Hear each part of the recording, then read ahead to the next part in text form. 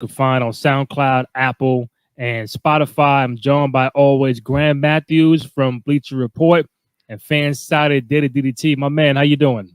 Doing great, Randy. How about yourself, brother? Doing good, man. Can't complain. Want to put this up. So again, youtube.com/Cruise Control Podcast. If you're a fan of video podcasts, audio, as I mentioned, SoundCloud, Spotify, and Apple. And of course, you can follow both of us on Twitter at Wrestle Rant and Randy J. Cruz, Randy, the letter JCRUZ. So Graham, don't want to take up too much of your time. I think only quite a few things happened this week post WrestleMania. I think one of the big things that we were seeing as far as articles and stuff like that on social media is the fact that CM Punk is out there promoting his new movie, a horror movie at that. Mm-hmm. And obviously, when you get a chance to interview CM Punk, you are going to talk about why he's there, but also bring up some wrestling questions and have a debate about is he going to come back for one more match, whatever, things of that nature. So I guess when that conversation got brought up, that topic that got brought up is the fact that, I guess, in paraphrasing, is that if he was to ever come back, it would have to, make sense, be the right money, the right situation, which I get. But then he also goes into how awful the TV is for the company, which I tend to agree. And again, that's not on the performers. It's just really bad TV to watch on a weekly basis. That's why someone like me, who's been a fan since day one, has a hard time in kind of getting that feeling of like, I need to watch this every week. There's no need for me to watch every week because nothing happens.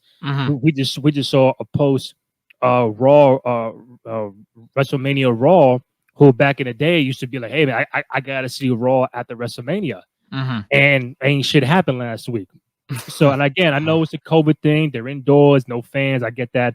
But it's like, at some point in time, you got to give me some compelling TV for me to be invested, to have some emotional connection. I think that's why CM Punk mentioned that. So do you agree that, A, there is some awful TV going on within the company? And two, if he does come back, like what is the ideal situation for him to want to come back and get involved? If you read the complete quote from the interview, there is not a single lie in that transcript. He is not off when he says that, one, the television that he's currently watching is not good with WWE. But the thing is that he isn't watching, and which I'll get to in a second, but what he says when he was like, oh, it's awful, blah, blah, blah.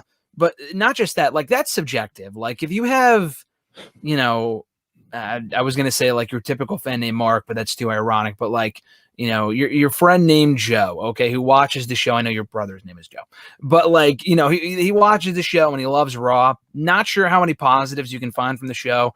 We discuss this shit all the time, dude. I try to be among the few optimistic people when it comes to these shows. I will nitpick shit because I can't just praise everything when it comes to wrestling, but I try to look at the positives. I watch everything. I would be lying to you if I said I didn't enjoy these shows. I enjoy watching Raw. I enjoy watching SmackDown. I enjoy watching Dynamite. I enjoy all these shows. I want to see them do better, though. Raw is a very... It's not like, oh, man, it's Raw. Like, for me, it's not that, because I will always watch these shows no matter what. That's how passionate I am about this shit. But I want to see it do better, because it's like, it's frustrating. It's like, why aren't they doing this with this person? Or why aren't they doing that? Or why is this just not good? Why is this objectively not good? So when he calls it bad, that's entirely his opinion. He's not wrong there.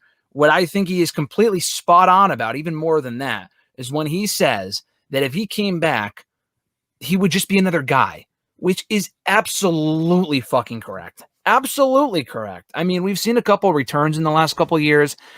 Edge, to me, doesn't feel like just another guy. They've done mostly right by him. I know he wasn't on SmackDown last week, but he was just in the main event of Mania. His promos are great. Roman does not feel like just another guy. But how many people can you really say that about, though? Brock, whenever he's around, he hasn't been around in a year. That's because he's never really around at all before this last year. How many people can you really say that about, though, that feel special, that feel like an attraction, that you're excited to see? Maybe about like 3 to 5 guys. Maybe. What, today? I'm talking about today. Like Wow. for you, Randy, like again, you don't watch all the shows, you don't want to, you feel detached from it, which again, I don't blame you whatsoever. Is there a guy that you say to yourself, oh, I got to tune into Raw tonight to see this guy, or tune into SmackDown? Maybe Roman with the tribal chief shit, to an extent, Edge. I'm not saying that's not a performer's fault. That's not their issue, which you've said. You know, I completely agree with you. It's entirely because of the booking. It's not great. Like, it obviously could be worse. Like, we have a McIntyre Bobby Lashley feud right now, which I like. Bobby Lashley feels somewhat special because they booked him amazingly well. Drew's been the guy for the last year. At least they're fresh faces. Like, at least it's not 5-6 years ago. We're going to talk about the Daniel Bryan stuff in another video. But during the time of the Authority, Triple H was on the fucking show every single week. Randy Orton was on the show every fucking week. John Cena, The Big Show. These are people that have been around for 20 years. Why are they still at the top of the card? We have fresh faces right now, but the storylines that are going along with these people, like, it's important to accentuate the positives because there are some good things going on in WWE right now. But the booking and the storylines themselves, for the most part, specifically on Raw, are not very good. And he is absolutely right that if he came back, to do what? I mean, you could do really anything with him. You can make a feud with him and Roman work. But when that's over, what the fuck do you do? Like, I mean, you can make something work if you know what you're doing, but would he be wrestling in the opening of Raw against fucking T-Bar next week? Like, he doesn't want to be involved in this shit. He takes so much pride with what he does. He doesn't want to come back and regret it, which I fucking respect about him. I love that. I would love nothing more than to see him back in here, cult of personality. CM Punk is one of my favorite wrestlers of all time. I agree, though, and I totally understand that he doesn't want to come back to do that shit, because honestly, that would bother me too. I'd be like, at this point, why did they even bother coming back at all? Like, why did they even bother bringing him back if they didn't have any plans for him beyond this one match or whatever? And the booking with him 10 years ago wasn't even that great sometimes. Like, they were making dumb booking decisions with him even when he was there. And it's been incredibly worse since then. So I completely agree. Like you said, anytime he does the media rounds to promote a movie, he's always asked about this shit. I had a chance to speak to Punk myself for that exact movie about a week or two ago. It was right after WrestleMania. We did an interview. I specifically avoided asking him what would it take to get back into wrestling, because literally everyone fucking asks it. I hate that question because I can tell you right now in speaking to him, I don't have his phone number. I'm not best friends with him. I can tell you, and I feel like I'm a good judge of character. He is done with the wrestling shit. He is so detached from it. He doesn't care. I don't want to ask him stuff that I already know the answer to. You know how many people ask him all the time, oh, what would it take for him to get back? Like, the answer hasn't changed. Like, a lot of money and a really good storyline, which obviously they're probably not going to pay him that much to come back and do a dumb storyline. So it's not even worth asking. So I asked him something I didn't know the answer to that I thought was interesting. I asked, do you even watch? It's not even that would you come back, because I know the answer is probably going to be no. Why waste time on a question that I already know the answer to? So I said, do you even watch? And he said, no, I don't. He said the only person that he keeps in contact with from wrestling on the regular, unless he's lying, but he said it was Renee Young. And he didn't even know that she wasn't there anymore. And she left 8 months ago. She left in the summer. That tells you all you need to know about this guy. And I asked him that question because, and that's not a dumb question, I thought, because he was a part of backstage for a decent amount of time. He was on that backstage show on FS1. That to me was fascinating because I love Punk. So to hear him talk about anything wrestling related, specifically current stuff, I think is amazing. The only reason he watched wrestling was specifically for that show. I don't think he kept in touch with AEW or watched the show. He only watched WWE, not because he thought it was good, but because he, needed to know the players involved with today's product. Because that show was canceled last year, he doesn't watch the show at all. Doesn't surprise me. That should tell you enough. It's not like he's got the itch to come back. I kind of figured that might be the case. He doesn't. You listen to any interview he's done, the one that I did with him, Renee Young interviewed him, that same interview that you're talking about, the Sports Illustrated. He sounds so far detached from the product. Why would he want to come back? And if it's a money thing and people come back for money all the time, Shawn Michaels, I guarantee you, came back for the money. He didn't come back because he thought this was a creative idea. Exactly. It was terrible. He did it for the fucking money. And Punk, I don't know how much better off financially he is than Shawn Michaels, because, Shawn Michaels is a cushy job at NXT. He's already made it explicitly clear he does not need the money. He doesn't want the money. He doesn't care about it. His pride kind of takes priority. Unless the guy's broke, which he's not going to do it. So I completely agree with him. And I don't think that's a biased thing because I'm a fan of his. I just don't think Raw is very good. I think having him back would be cool. You can find a storyline for him, but long-term, why? Like Steve Austin said that recently too. I know people want to see him come back, but like at the end of the day, what is accomplished? Nothing. I mean, it's a watered down Steve Austin in the ring 20 years after he retired. Nothing is accomplished from getting a big payday. I mean, if that's what he cares about and he wants to make the money, then that's fine. I mean, we all got to make money somehow, so I get it. But like storyline wise, at this point, there's nothing really to be accomplished. And Punk is the exact same thing. So I completely agree. I know that's a long-winded answer, but I don't think he's there. I honestly don't think he's coming back for a storyline ever. I do think he'll be back in WWE at some point, like whether it be as a commentator or as honestly even just into the Hall of Fame. I don't think we'll never see him on WWE TV again. I definitely think he'll be back for maybe an appearance, but for a full-on run, I think those days are over. Yeah, Graham, that was like a fucking 8-minute answer. I know. I'm very passionate about this. So, and I think fans have to take some blame in that. You said like, why ask the question when you know the answer? Because we as fans, we just can't fathom like, oh, CM Punk really left us 7 years ago now, right? Yep. And it's like, but in the back of our mind is like, you know what, he'll come back because the company always said, hey, you never know what can happen. We seen Brock leave for 8 years and he came back. The Rock left for 7 years. He came back. Some of the biggest names came back to be in the ring, to come back to get a Hall of Fame speech. So it was like, we look at CM Punk as even Kurt Angle came back. Punk is like the last guy. Yeah, that we can say, you know, if he made a comeback, that shit would be so dope. There's nobody else. We had Shawn Michaels retire, and he came back for fucking Saudi Arabia, and that was terrible. Like who else is there to do it? So the blame was on us for wanting these guys to come back. The company's saying you never know what could happen, and even to your point 5 minutes ago was like, who do I say, you know what, I gotta watch Raw and SmackDown for? And I'm like, the biggest stars, you know, are Roman. Do I watch SmackDown for Roman? Yeah. You know, I love Sasha, so I watch it for her. She's another one. Yep. I think Charlotte is another one. Yep, that's a good answer. Yeah, I could see that. Even though most would say she takes people's spots, but that's a different topic. That's a different discussion for a different day. Yeah. And I'm thinking like, see, Edge, I can say, I've always been a fan of Orton. I know he's not on the highest of list for most people, but for me, I still watch Randy Orton. Yep. Other than that, bro, on the Raw side, I guess when everybody was healthy and here, like Becky would be one. Yep. Obviously Brock, Ronda. So those names are nowhere to be found now. Yeah. So now it's like, who am I gonna watch on the Raw side? I can't even tell you. Seth Rollins. Like, I mean, I don't. Well, he's on SmackDown. Yeah. Exactly. Look at that. So like, the Hurt Business before they broke up. I would say that. Yeah. All right. Other than that, I don't know what's going on. So it's like it's tough, and I get the climate, I get the COVID situation, I get there's no fans, but it's like, bro, you got to give me something to be invested. And I agree with him saying it's awful TV. It's not what I was watching when I was growing up. It's a total 360.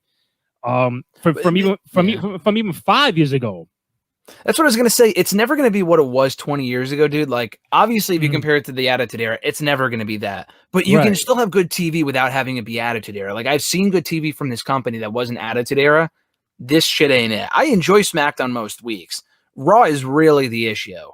It really is. At least SmackDown has a semblance of, like, you know, I don't think it's an amazing show. I think the last week or two, I think this last week wasn't a great show. At least they're pushing Cesaro. They're trying with Cesaro right now. Roman is killing it. Sasha, anything she's involved in is usually really good. She has great matches. They're pushing Bianca. They made a new star out of her. Big E and Cruz, I thought were having a very good feud. I think it's still going on. So that's a couple things over there. Raw has the key pieces too. Like, they're pushing Rhea Ripley. I think that's great. They're pushing Bobby Lashley. I think that's awesome. They need to make these people feel more special, though. Like, I think the problem is that with these people, I don't have any faith at all. Because I think that these people are just going to be ruined by bad booking. That's my fear. So it's hard to care about. Like, I care about these people, obviously. But, like, it's hard to care about them long term because I know once Rhea Ripley drops the belt to Charlotte for the 20th time, I'm going to go back to not caring about her a lot. Like, I don't give a fuck about Asuka at this point. I just don't care. So That's the issue. It's not the performers. They have one of the most talented rosters of all time. It's at the point now where I don't want to see people get called up because I fear for what's going to happen when they do. So that's the problem, in my opinion. Well, hopefully they change up their act and get better writers or whatever. So, I think it comes down to Vince. I mean, honestly, I think you can have a million writers or two writers, and we've all heard the horror stories. It doesn't matter really what they say or what they come up with. It's all a matter. Everything goes by Vince, good, bad, or indifferent. Everything goes by Vince. So all the good stuff is because of him. All the bad stuff is because of him. So, and unfortunately with him, it's more bad than good. So they need to he needs to be out of the picture, but I mean, he's not going to until he passes away, and I don't want to wish death on anyone. I would never want to say that's the case, but until Triple H takes more of a role, I don't even know if Triple H could solve this sinking ship at this point or salvage this sinking ship that is creative, but it's going to take a long time for the show to go back in the right direction. It's going to take a long time for Raw to lose the stench that it unfortunately currently has. I found one on Raw. AJ, I would get up to watch AJ Styles. If he was on the show, he's been on since WrestleMania. I think there's a COVID thing. I don't know. But yes, AJ's another one who I feel like at least no matter where they put him, he always makes everything that he's involved in, for the most part, very entertaining. So I agree. So, yeah. Before I move on, again, you can follow the podcast on SoundCloud, Spotify, Apple. Download, rate, comment, subscribe, all that good stuff. Follow us on YouTube at youtube.com/Cruise Control Podcast. If you like to buy the shirt, prowrestlingtees.com/Cruise Control. All right, Graham, next up, we got Daniel Bryan's contract is ending soon. We are going to do a basement show on Daniel Bryan and the Yes Movement leading up to WrestleMania 30. That'll be done sometime next week, so check out for that. So right now, he was in the main event at WrestleMania 37. Recent interview said he kind of felt detached from it, like he wasn't really involved. From why he felt that way, I don't know, because the original was Roman Reigns and Edge, and then he got put involved. Maybe he didn't want that to happen. He just didn't feel the connection with those two guys in the ring. I have no idea. But now the question is like, does he kind of foresee his future with the company coming to an end, coming soon? Does he see himself with the company but doing outside stuff? We don't know. But in the event his contract does come up and it ends and they don't re-sign him, do you think that'll be the end of his in-ring career? And if so, what do you see Daniel Bryan doing going forward? So I think he said in that interview that he would ideally like to work out a scenario where he could work with both WWE and wrestle outside of the company. I do not see that happening. Now, we have seen Stranger Things, obviously, but I don't see that. I don't foresee that, especially because it's not great from a business standpoint, whether it be WWE or AEW or whatever. Because if he goes out and wrestles a show, I don't think it would be, honestly, I think if they let him do that, it wouldn't be like obviously not AEW, but like Ring of Honor or even an Impact or whatever. It would have to be a company that doesn't have TV, that only does live events or indie shows or house shows or whatever. What if he gets hurt? Then WWE can't use him. So I think that's why they don't allow their wrestlers to wrestle elsewhere. The whole independent contractor stuff is obviously complete bullshit, but like, that's why they don't let their performers compete elsewhere usually. I mean, if it's a case like Kairi Sane, for example, I think they blocked her from wrestling at a recent Stardom show. She's not even with WWE in the States anymore. So to block her from doing that is just fucking dumb. But like with a guy like Bryan, who is one of your top stars, why would you let him wrestle somewhere else if there's a chance he gets hurt? And he goes hard too in his matches.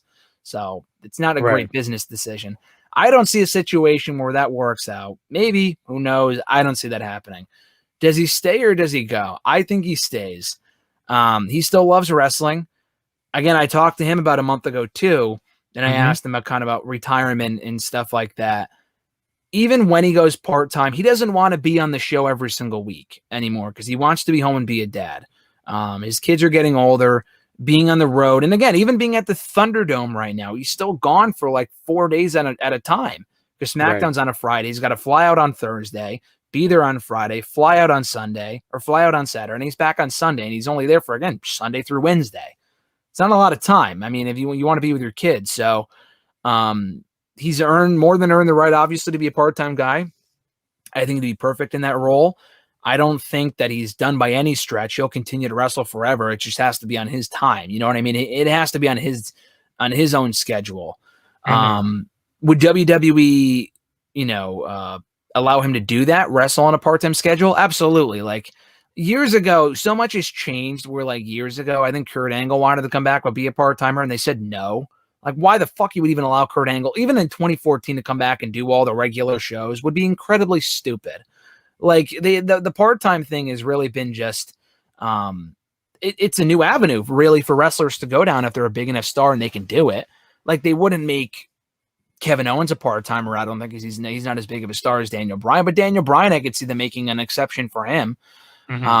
Would he leave it? There's a chance. There's definitely a chance because, again, in talking to him, he expressed interest in wrestling with guys from Ring of Honor, from AEW, from New Japan, from Impact, from all these various promotions. I think that would be awesome to see Bryan kind of go on this farewell tour and wrestle in a variety of places. I don't think that's going to happen. I think at the end of the day, he just wants to wrestle. He's not like pro indies or pro WWE. He just wants to wrestle. So if WWE offers him a sweet enough deal, and at the end of the day, he's got to think about like money and his family, and he has kids and a wife and shit. If they offer him a sweet enough deal to stay and work on his own time, then I think he'll accept. I don't think it's a Moxley situation where it's like, oh man, the creative's so fucking bad, I got to get out of here. I mean, honestly, far and away, Bryan has been handled very, very well. Multiple world title reigns. He just wrestled in the main event of WrestleMania. He may not have loved his performance, and maybe that's why he would want to leave. I think it might have just been a one-time thing. So, I don't know. I think at the end of the day, he stays, but there's also a chance he could leave as well. I don't know if there's like a stat out there for this, but like he might be the only, again, I could be wrong. He might be the only guy that was in multiple WrestleMania main events that included a triple threat match. I have no other person I could think of that was in a triple threat match more than one time in the main event of WrestleMania, and Daniel Bryan might be the only guy.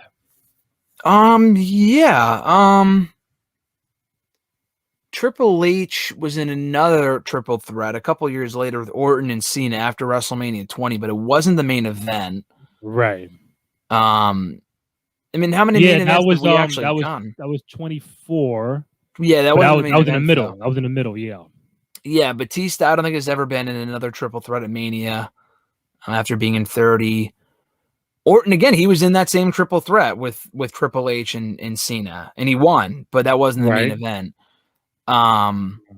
Edge has been in multiple main events at WrestleMania, or multiple triple threats, but that one at 25 with Big Show and Cena wasn't the main event. So yeah, it probably is. I don't know. Obviously Benoit wasn't. So yeah, and those are the only ones, and Charlotte, Becky, and Ronda haven't. So that's he's probably the only one. Yeah. Does Daniel Bryan need one more run as world champion before it's all said and done, or do you think that many could say, well, he's accomplished a lot. Maybe he does not need the title, but if your contract is ending soon, and of course this might come up, but do you feel like he needs one more reign to kind of like solidify his resume of a career?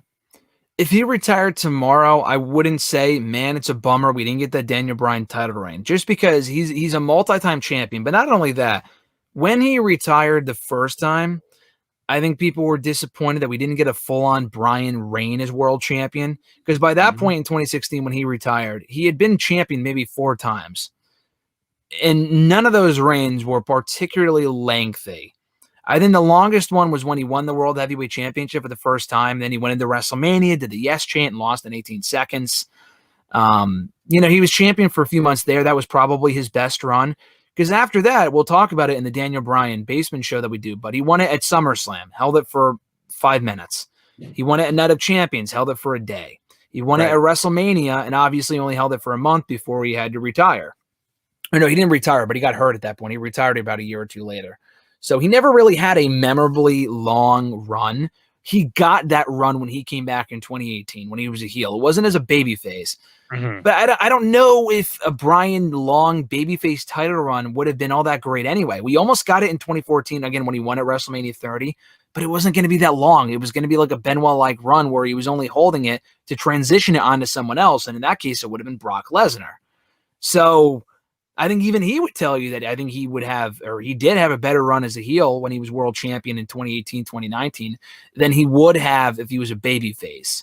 Like Shawn Michaels, for example, I look at Brian as being like this, another Shawn Michaels, a modern day Shawn, in that he retired, came back, had this whole other career for himself. Shawn was around for 8 years. Brian's only been back for 3.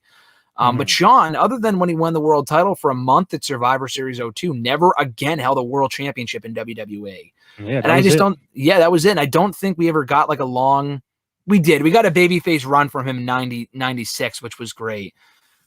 But other than that, I mean, it's very rare that you get a long babyface title run and it's interesting. Brian's heel run in 2018 when he was working with AJ Styles and Kofi Kingston and people like that was fucking awesome. So I think that was the run that we all really wanted from him. So we kind of got it then. We don't really need another one. Like, I don't think he needs to be the one to beat Roman Reigns. I don't. Like, I wasn't disappointed that he lost at WrestleMania. It would have been cool if he won, but I wasn't bummed that he lost.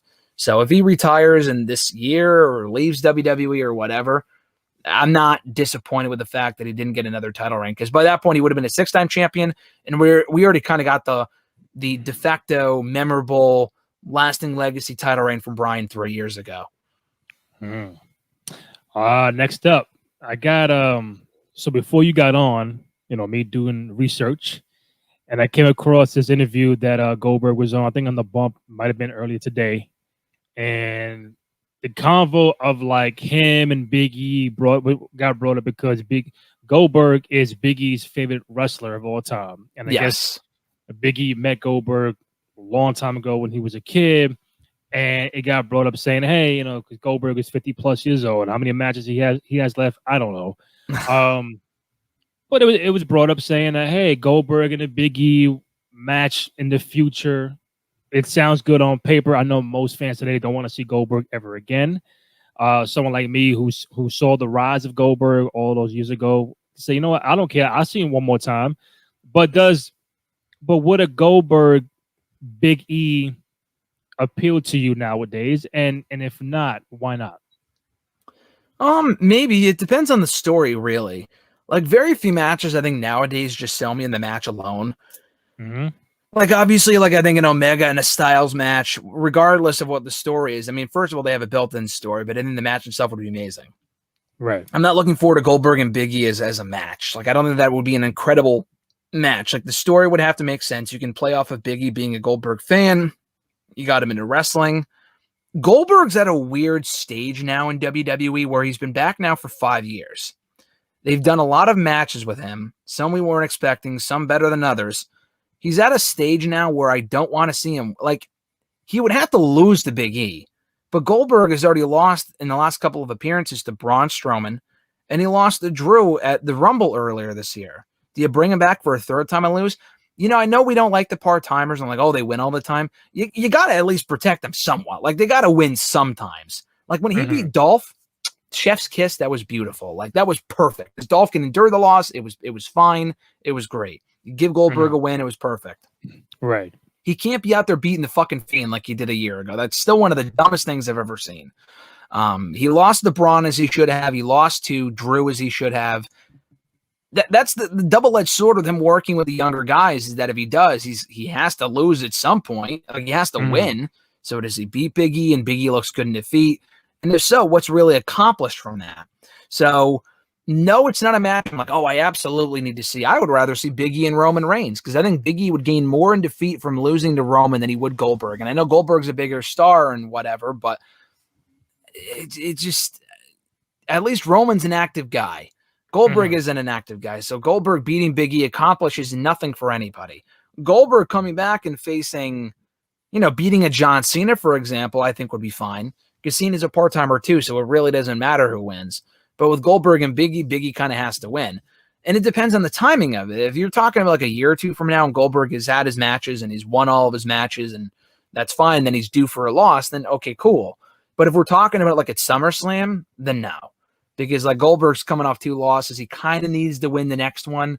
And I don't think he should be beating Big E. So it is a match that's interesting to me. Goldberg doesn't have a lot of matches left that are like, oh man, I need to see this. Like him and Orton, I think would be cool. We never really got to see that. We saw it on Raw once, maybe like 20 years ago with the Legend Killer thing. That could be interesting. But, Goldberg could win and that would be fine with it because Orton's not, a young up and coming guy. He can endure the loss. It's fine. He's basically bulletproof at this point. Big E, not so much. So he would kind of have to win that one. So yeah, I would, at some point, maybe the match would be interesting. Right now, I don't think is the best time for it. The last point I do want to bring up. So I seen Triple H was on GP with my guy, Stat Guy Greg and Rosenberg, and they were talking about this NXT stuff and how it's no longer a war or was never a war, this imaginary war. Yeah, I saw that. And they got into a point where, if Triple H was to have one final match with someone who's currently on the roster, but no one who he's ever been in the ring with. So there's no Orton, there's no Roman Reigns, no Seth, no Kevin Owens. Who do you think, who is the guy that you feel like if this was going to cap off Hunter's career, which obviously if you want to cap off his career, you bring Taker or The Rock or Shawn Michaels, but we're not doing that. If he has one final match with someone who's on the roster that he's never been in the ring with, give me like 3 people you feel like, you know what, I can watch Hunter against any of these guys as a final match for his career. Well, 2 matches. There's not a lot of matches left to me that I need to see Triple H in. I think he kind of got away with being at WrestleMania. Like I've always said, WrestleMania does not need a Triple H match. They proved that last year and they proved that this year. Last year they didn't have fans, so it was fine. But it's not even like before we lost the fans due to the pandemic that they were building to a Triple H match anyway. So it didn't even matter. It didn't look like he was going to be part of Mania regardless. This year they knew they would have fans and they still didn't put him in a match, or he didn't put himself in a match or whatever. He has said in interviews and conference calls that it takes him a long time to kind of get ready and get in ring shape and train, but he's so busy nowadays that he just doesn't have the time for it. And again, it goes back to what we were saying about the Punk thing. For what? Like what's accomplished by doing this? He got away with being at Mania for so many years in recent years because all of the matches that he's had at Mania, and not all of them have been great, but they all made sense. Like the Rollins match made sense because they did the authority thing. That was a perfect match to do. Him and Roman was not a good match, but it made sense because they had been feuding on and off for years. They had been teasing that as far back as fucking 2013, 2014. Well, so them doing Sting, that match. What about Sting? Sting was unnecessary. Sting was the only one in recent years that he did not need to do because that obviously should have been Taker and Sting instead. Triple H could have sat that Mania out and it would have been totally fine. I think that Mania, him and Rollins would have been nice, but it was too soon for that. So yeah, no, Triple H did not need to be that Mania, but the Rollins match made sense. The Batista match made sense. They had been building that up for years. Batista wanted that match, so it wasn't a great match, but it made sense. Right. The Ronda Rousey debut made sense. They teased that as far back as WrestleMania 31. There has been no match in the last 2 or 3 years that has made sense for him to come back for. So I'm glad they're not forcing it by like, oh, got to get Triple H in the card. Let's put him up against fucking X, Y, or Z. Like, no. I think that's great, and he's busy anyway, so it doesn't matter. If he had to have a final match, you mentioned Kevin Owens. I don't think he's ever had a match with Kevin Owens. So I think that'd be interesting. No? That's one of the 2 names. No, he faced Rollins. I don't think they've interacted on TV. Like I know Owens and Triple H kind of worked together when Owens won the Universal Championship 5 years ago. But I don't think that was ever a match. And that was always a match I thought would be interesting. Right. Because there was that one episode of SmackDown. He was feuding with Shane for the longest time. He beat up Vince. He headbutted Vince on an episode of SmackDown years ago. Kevin Owens did, and they kind of like squandered that. He feuded with Shane for like a fucking year. So him and Triple H, if Owens is like a heel, maybe if you turn him heel, because at this point Triple H people like love the guy. So I don't know if he could ever really turn heel again. That would be interesting. But I think moreover, this doesn't really have a story. I mean, I guess 2 other matches aside from Owens. Finn Balor's another one. There's a story there because he brought him into the company. He always does it too sweet, blah, blah, blah. You can kind of construct a story there. And the third one being AJ Styles. AJ desperately wants that match. And I think AJ, of the three of them, could get the best match out of Triple H. What the story is, I have no idea. You kind of have to make up a story for that because I don't really know what that would be. Maybe you can say Triple H brought him into the company. Now he wants to take him out if he's a heel. I don't know.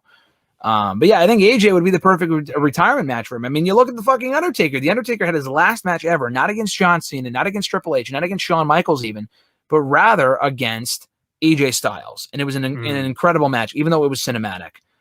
If AJ could do that even in cinematic style, I think he could have a very good to great match with Triple H. So I would say AJ Styles, even though there's not much of a story there. But I think if there's any one final match with someone that he's never faced before, that would be it. I like that. I like AJ. I like Finn. KO. I thought he had a match with KO, but KO could go.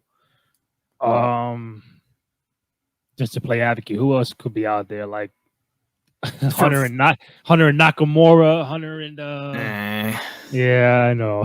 it's because of how these people have been booked where I just don't care. Like Finn's been rehabbed. If you said Finn maybe 2 years ago, I wouldn't have said. I would have been like, who cares? But like now, if it's this Finn Balor that we're seeing currently in NXT, then absolutely. Adam Cole would be interesting. Yeah, Adam Cole. Did Hunter ever go one-on-one with Lashley or no? No, that would be interesting. I don't know how good the match would be, but like back in the day, no, I don't think they ever had a match. Lashley, I know, faced Cena at one point. I don't think he ever faced Triple H. Maybe if Lashley wins and kills the guy in his last match, but other than that, but you know what? So. I think you're right with Hunter. Maybe McIntyre. He's another one. But Hunter needs like those Finn Balor's, those Daniel Bryans, so those AJ kind of. Again, Hunter's not gonna be going back and forth for like he's 30 years old, and he needs somebody who's gonna take the bumps and stuff like that. So I think AJ might be. If you tell me, hey Hunter, you got one more match, you got to pick one. I'm going with fucking AJ Styles. So that's it. Yeah, no, I agree. I think AJ Styles would be the perfect person for that spot. Anything on AEW NXT from this week that we're missing that I should bring up? Not really. I thought they were good shows. Honestly, I thought both shows were really good, but there's nothing like no major talking points, I don't think, though. And obviously, we don't know the ratings for this week. Yet, right? NXT did like late 800 or like high 800,000s, which is good. It was actually up from the week prior, which was the big debut on Tuesdays, which is good. So that's nice. Great. I think both shows are much better off unopposed. Dynamite did 1.2 million last week, which was incredible. Will they do that high of a number this week? We'll find out from when this is being recorded in an hour. I hope they do. I hope they can consistently get over 1 million every week. Do I think they will? Realistically, no, because that show had Mike Tyson on it. But other than that, I don't know. We'll see. I really hope I'm wrong and they can, because I think that'd be awesome for wrestling if so. I hear that. So I think that's it for this week. Covered Punk, Bryan, Hunter, possible Goldberg, Biggie match. I know you're looking forward to happening at some point in time. Yeah, we'll see. And all right, man. So again, you can follow Graham on Twitter at WrestleRant. You can follow me at Randy J. Cruz, RENDY, the letter JCRUZ. Find the podcast on youtube.com/Cruise Control Podcast. Also on SoundCloud, Spotify, and Apple. And if you like the shirt that I have on, you can find it at prowrestlingtees.com/Cruise Control. Graham Matthews, my man, always appreciate it. Thank you, Randy. I'll catch you next time. All right, man. Take it easy. All right, you too. All right.